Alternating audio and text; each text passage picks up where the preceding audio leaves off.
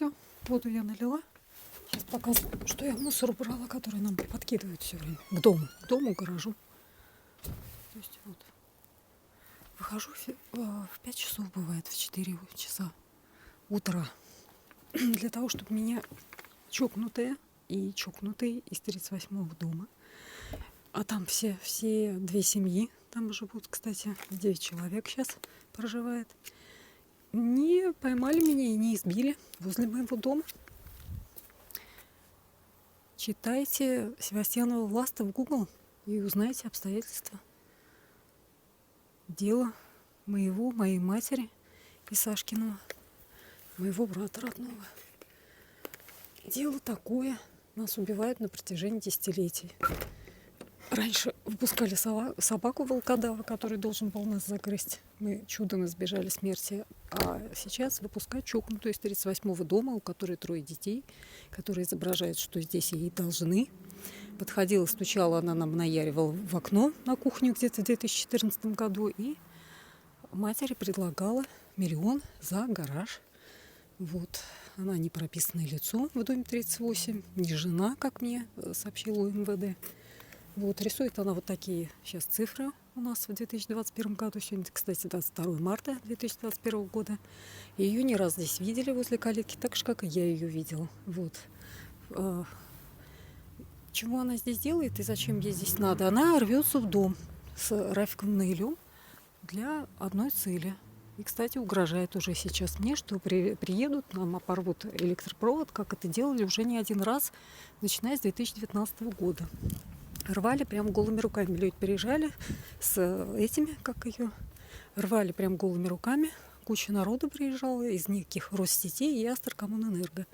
И с ножами последний раз. И до этого также приезжали, когда сказали, вызвали Сашку, меня таким образом на крыльцо, когда обрезали единственный электропровод матери Севастьяны Татьяны Георгиевны по адресу 2-я Рыбацкая, дом 36, города Астрахань. Вот показываю. Вот сейчас эта чокнутая из 38-го дома, она пребывает здесь, сожительствует с племянником Рафикова Руслана, который на протяжении десятилетия с лишним выпускал волкодава на улицу, который перекусал девку из 39-го дома. У нее есть 2 шрама. То есть для подтверждения моих слов нужно проверить медицинскую карту девушки, которая проживает в 39-м доме. Вот, и проверить наличие 2 шрамов на ее руке. По-моему, с левой стороны мать говорила. То ли справа, то ли слева, не знаю точно. Ну вот и все, что могу сказать. Сейчас выпускают, значит, живут племянник, который преследует меня, мою мать и моего брата. Подходят сюда под предлогом того, что мы грубо разговариваем с их детьми, которые занимаются воровством, порчей чужого имущества, разбиванием стекол, оскорблением взрослых людей и приставанием к взрослым людям. В том числе я видела, как ее дети, вот эта чокнутая из 38-го дома, имя у нее Ольга, приставали на улице к мужикам. Вот средняя ее дочь, старше 20 лет, около 20 лет, Камилла. А средняя дочь видела, с пацаном подходила к незнакомым мужикам, не знаю, о чем разговаривала, понять не имею. На нашей улице видела не один раз. Вот все, что могу пока сказать.